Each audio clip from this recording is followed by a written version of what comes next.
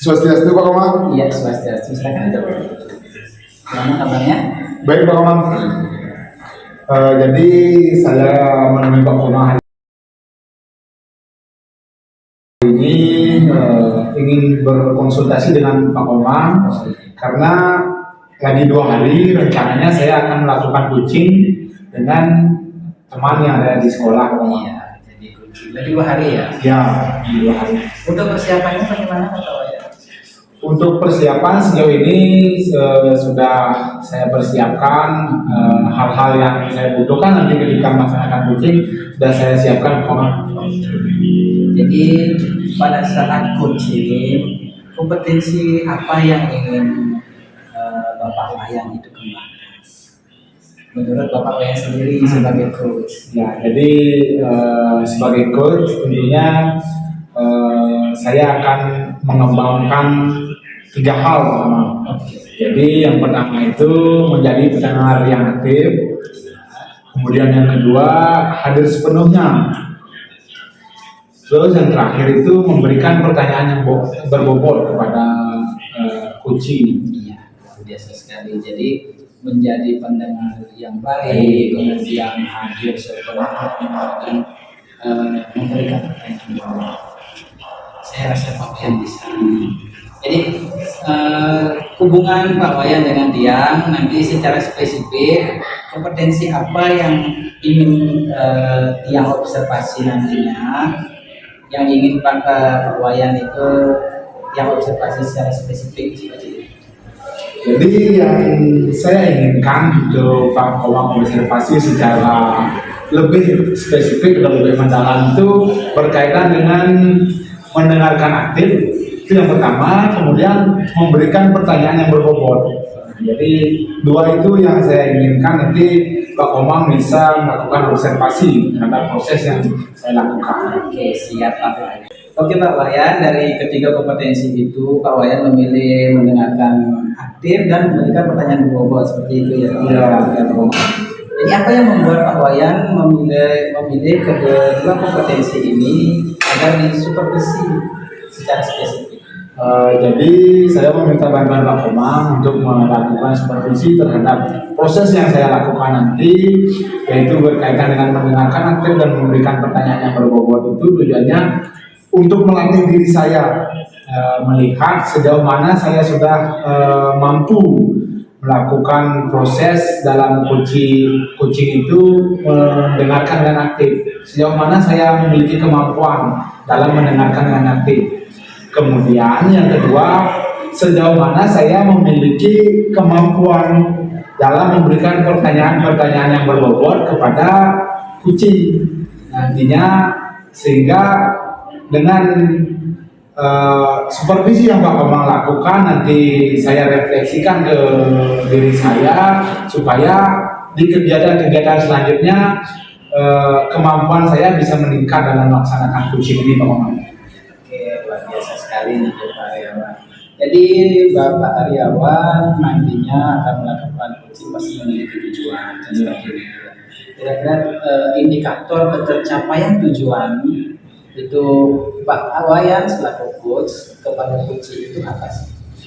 Jadi tujuan dari melakukan coaching ini supaya si coach ini bisa menemukan solusi dari permasalahannya.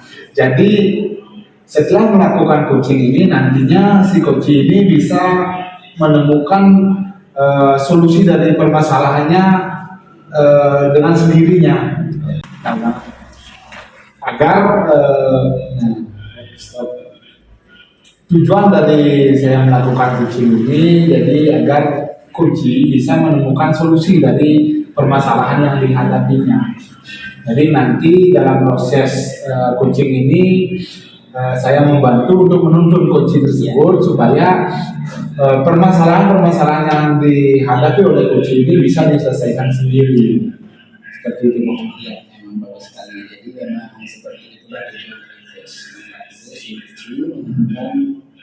membantu mengatasi solusinya sendiri seperti itu. Jadi peran Pak Wayan itu sebagai itu sama sebagai Betul ya. Nah, jadi saya rasa Pak Wayan ini sudah siap melaksanakan coaching, nantinya nanti sesuai jadwal lebih 2 hari lagi yang siap melakukan supervisi.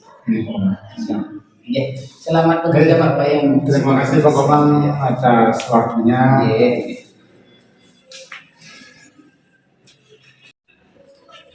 Om Swastiastu, Pak Kakak, Pak Wayan. Swastiastu. Silakan dulu.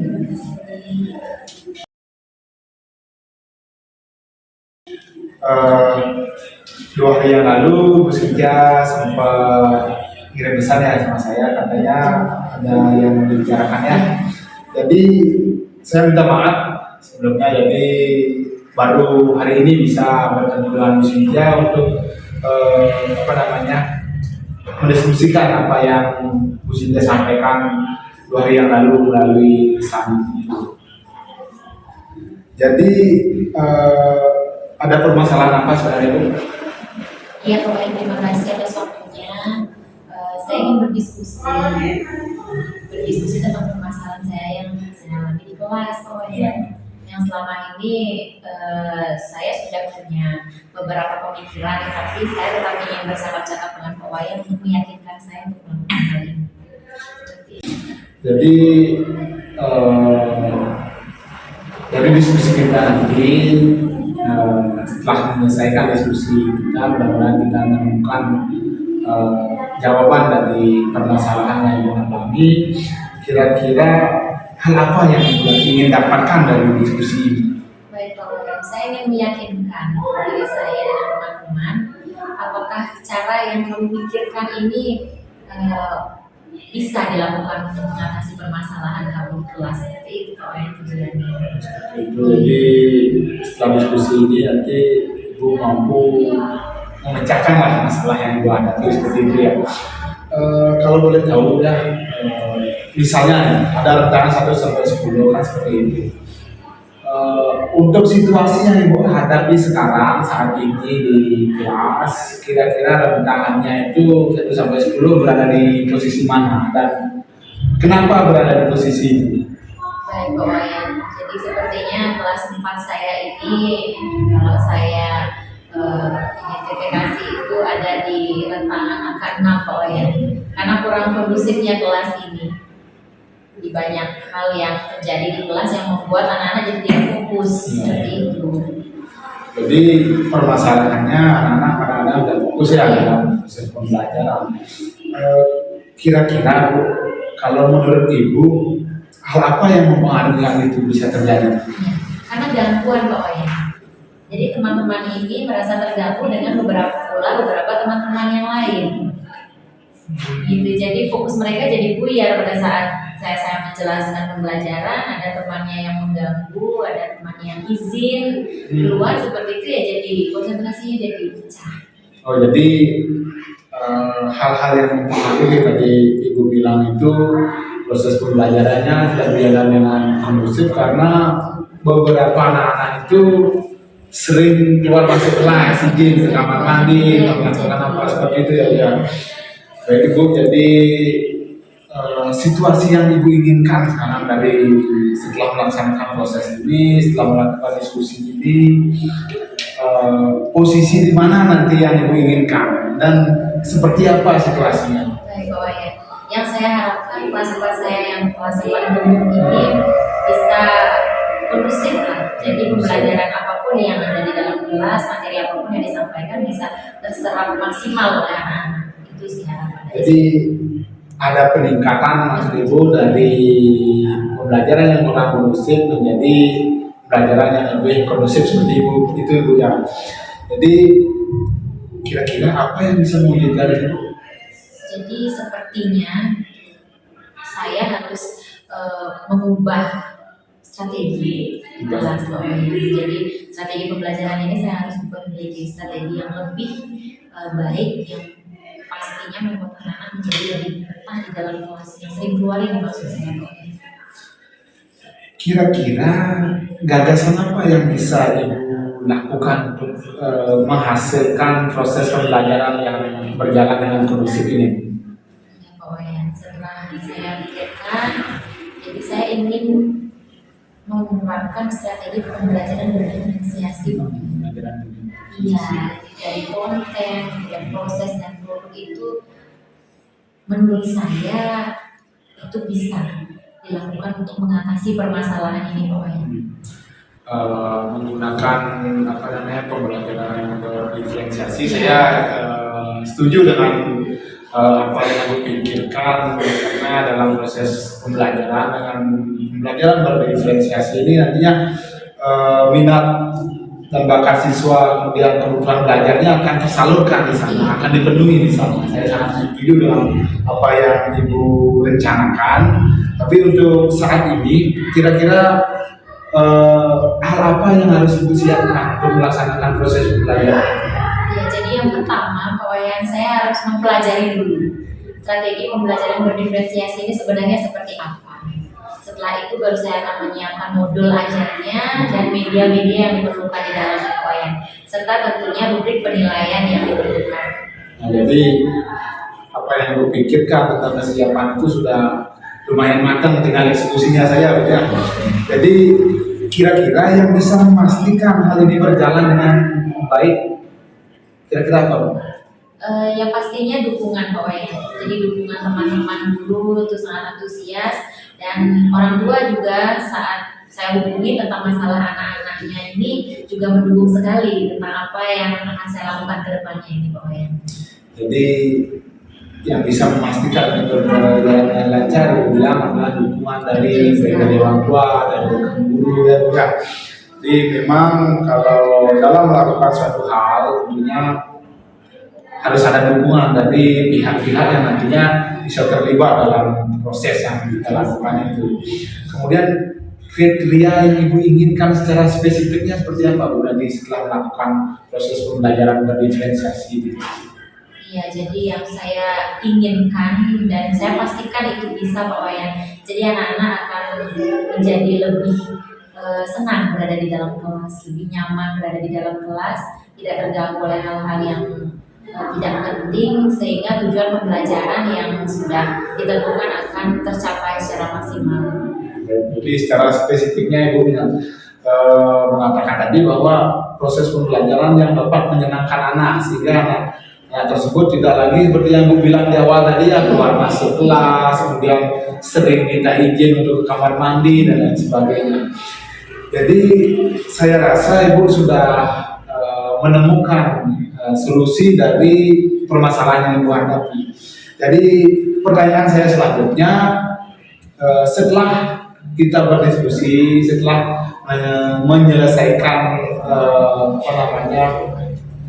permasalahan ini, apa yang akan Ibu lakukan setelah kegiatan ini? Baik Pak Wayan, besok segera saya akan berdiskusi bersama guru-guru lain apa saja yang bisa mereka bantu untuk mendukung strategi yang sudah saya susun Pak Wayan. Jadi segera akan saya lakukan. Ya, jadi prosesnya atau eksekusinya besok sudah dilaksanakan, kemudian berdiskusi atau menghubungi rekan-rekan yang bisa terlibat dalam proses pembelajaran atau menyiapkan alat-alat yang bisa mendukung dalam proses pembelajaran, ya. Dan bagaimana Ibu memastikan ini bisa berhasil atau bisa berjalan dengan baik? Dengan kemarin saya sudah membaca detail tentang pembelajaran berdiferensiasi, kemudian juga dukungan dari teman-teman dan orang tua, saya optimis Pak Wayan bahwa strategi ini akan berhasil saya lakukan. Jadi Ibu sangat optimis, ya. Ya, mudah-mudahan sukses, bisa berhasil dengan baik, kemudian anak-anak bisa berperan aktif dalam proses pembelajaran, tidak ada lagi yang keluar masuk kelas dan lain sebagainya. Jadi saya rasa itu sudah solusinya sudah Ibu temukan, kemudian hal apa yang Ibu akan lakukan segera mungkin sudah akan Ibu lakukan. Kemudian kira-kira dari diskusi ini hal apa yang bisa Ibu simpulkan? Kesimpulan yang bisa saya ambil dari percakapan tadi Pak Wayan, saya semakin yakin dengan strategi yang saya pilih ini akan berhasil nanti Pak Wayan. Saya terapkan di dalam kelas dan hasilnya juga akan luar biasa nanti. Ya, mudah-mudahan itu yang kita bilang tadi, prosesnya berjalan dengan lancar, tidak ada halangan apapun, kemudian hasil yang Ibu harapkan bisa dicapai sesuai dengan apa yang Ibu inginkan. Jadi mungkin itu saja Bu yang bisa kita diskusikan, yang bisa saya bantu sebagai istilahnya mencari pemecahan dari permasalahan yang Ibu hadapi. Baik Pak Wayan, terima kasih banyak waktunya. Jadi setelah ini saya semakin yakin bahwa rencana saya ini akan berhasil dilakukan. Terima kasih atas waktunya Pak Wayan. Sama-sama Bu. Ya. Ya, terima kasih Pak Komang. Saya permisi Pak Wayan, Pak Ya, Komang.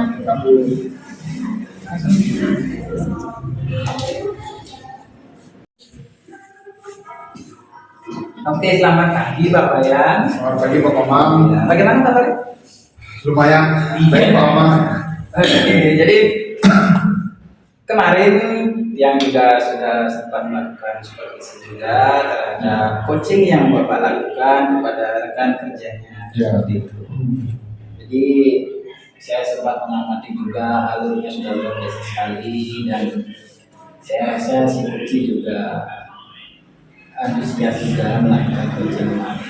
Jadi hal yang pertama itu yang sampaikan kepada Bapak, artinya secara garis besar apa yang Bapak sampaikan kemarin itu sudah sesuai dengan apa yang Bapak yang sampaikan sebelumnya. Ya. Itu sebelum yang lanjut ini mohon kiranya Pak Wayan melakukan seleksi. Yang pertama itu terkait kompetensi Pak Wayan, kompetensi coaching yang ingin Pak Wayan kembangkan. Dan ketiga itu apa yang sudah baik dilakukan pada saat coaching. Mohon diceritakan. Jadi terima kasih Pak Komang ya sudah hadir kembali untuk berdiskusi dengan saya berkaitan dengan kegiatan yang saya lakukan. Jadi refleksi diri dari kegiatan coaching yang saya lakukan kemarin itu, jadi saya menyampaikan kemarin ada 3 kompetensi yang yaitu menjadi pendengar yang baik, hadir sepenuhnya, memberikan pertanyaan yang berbobot. Kalau menurut saya pribadi seperti itu Pak. Jadi ketiga kompetensi ini sudah saya lakukan. Jadi pada saat proses coaching yang saya lakukan, saya rasa saya sudah menjadi pendengar yang baik bagi si coaching ini. Kemudian hadir sepenuhnya. Jadi dalam proses kemarin ketika saya melakukan coaching ini full dari awal sampai akhir, saya sudah ada di lokasi tempat melaksanakan coaching ini. Kemudian untuk memberikan pertanyaan yang berbobot, saya rasa juga sudah saya lakukan walaupun mungkin ada hal-hal yang kurang, tapi secara garis besar saya sudah bisa memberikan pertanyaan yang berbobot. Jadi terkait pertanyaan berbobot, apakah sudah sesuai dengan alurnya atau ada yang tertinggal atau Saya rasa dari memberikan pertanyaan yang berbobot, saya sudah melaksanakan sesuai alur yang yang sesuai dengan alur Tirta Pak. Jadi terkait 3 kompetensi itu tadi Pak Wayan juga sudah menyampaikan refleksi dirinya bahwa artinya sebagian besar menurut Pak Wayan itu sudah melaksanakan sesuai dengan apa yang direncanakan. Ya, gitu. Kemudian mungkin ada beberapa yang Pak Wayan tadi sempat sampaikan di pertanyaan berbobot. Ya. Ada ya. Ada beberapa hal yang kurang dari apa yang saya lakukan. Iya. Jadi sekarang apakah Pak Wayan bersedia mendengarkan apa yang catat selama supervisi? Iya, sangat bersedia Pak Komang. Tujuan saya meminta bantuan Pak Komang adalah untuk mengobservasi. Karena kalau saya menilai diri sendiri pasti bagus-bagusnya saya nilai. Tapi itulah tujuan saya mengajak Pak Komang, meminta bantuan Pak Komang untuk melakukan supervisi terhadap proses yang saya lakukan. Iya, Gitu. seperti itu ya. Jadi di sini yang bukan menggurui karena Pak Wayan menegaskan dia untuk mencatat hal-hal apa saja yang perlu Pak Wayan menjadikan catatan untuk Pak Wayan nanti merefleksikan diri dan melaksanakan tindak lanjut nanti ke depannya seperti itu Pak Wayan ya. Jadi terkait kompetensi yang pertama itu hadir sepenuhnya. Yang dia amati Pak Wayan sudah melakukan dengan baik. Ya, jadi artinya selama proses coaching itu Pak Wayan tidak melakukan hal-hal yang di luar dari proses coaching itu. Artinya Pak Wayan bermain HP atau jeda sebentar ke melakukan kegiatan lain itu tidak. Jadi itu sudah luar biasa sekali untuk kompetensi itu Pak Wayan. Kemudian untuk kompetensi mendengarkan sepenuhnya juga, kemudian kompetensi sebagai pendengar yang baik juga sudah. Nah tadi Pak Wayan juga sempat menemukan pada kompetensi pertanyaan yang berbobot.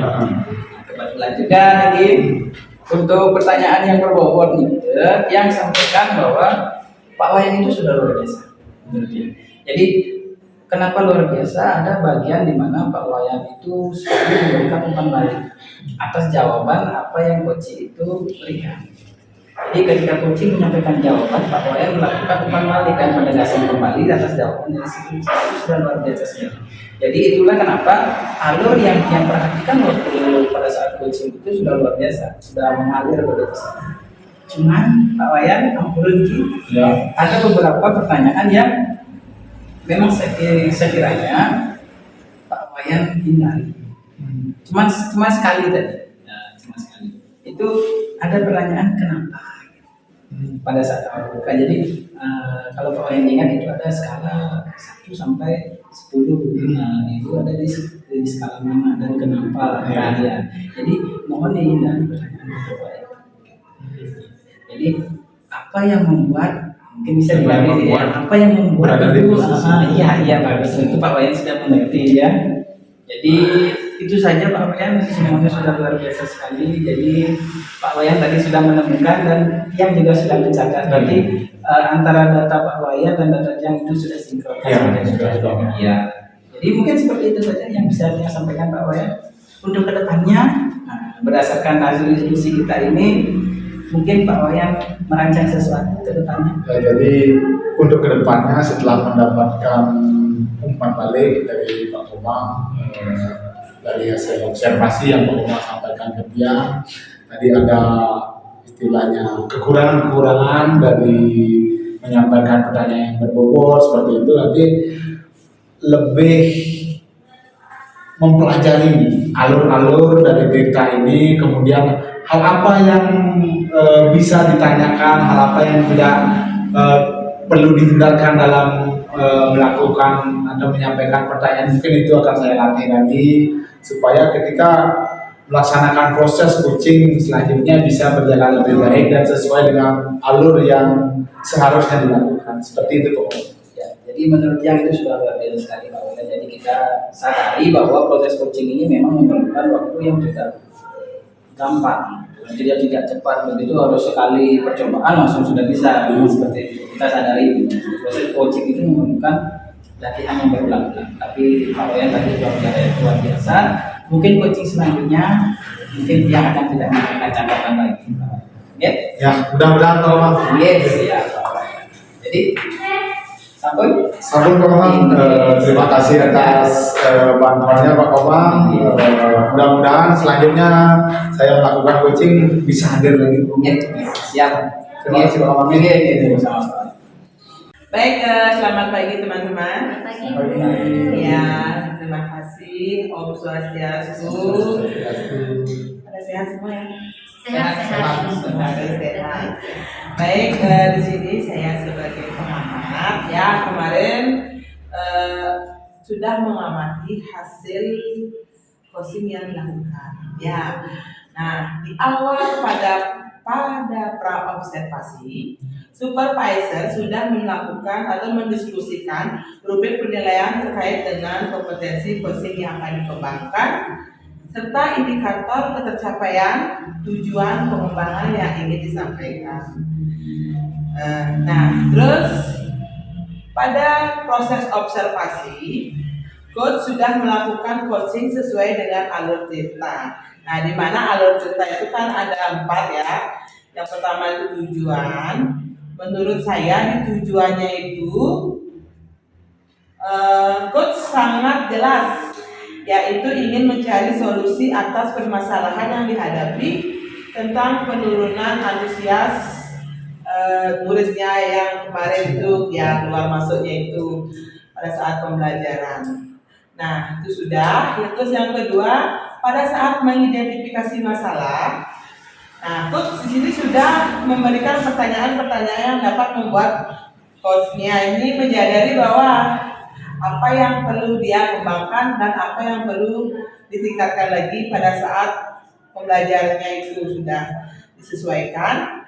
Terus yang pada saat tindakan rencana atau rencana aksinya, si coach ini sudah memberikan pertanyaan yang dapat membuat rekannya coach ini merencanakan hal-hal apa yang ingin diselesaikan atau kegiatan-kegiatan yang akan dilakukan dalam memperbaiki kegiatannya dia ya dalam proses pembelajarannya di kelas seperti itu. Nah, yang terakhir kalau cerita yang terakhir itu adalah tanggung jawab. Di sana coach menanyakan tentang komitmen terhadap coaching, tentang rencana yang akan diambil, dan ternyata si coach menjadi yakin akan keputusan yang akan dia ambil seperti itu. Nah, artinya si coach ini sudah dapat menemukan solusi dari masalah yang akan dia hadapi. Terus selanjutnya pada pasca observasi, supervisor sudah menyampaikan hasil observasinya berbasis data dan coach sudah bisa merefleksikan proses coachingnya yang akan dia lakukan. Jadi seperti itu sudah bagus sekali. Nanti kita perlu tingkatkan lagi untuk kekurangan-kekurangan yang dihadapi. Baik, seperti itu aja teman-teman yang bisa saya sampaikan. Terima kasih. Ya, terima kasih banyak.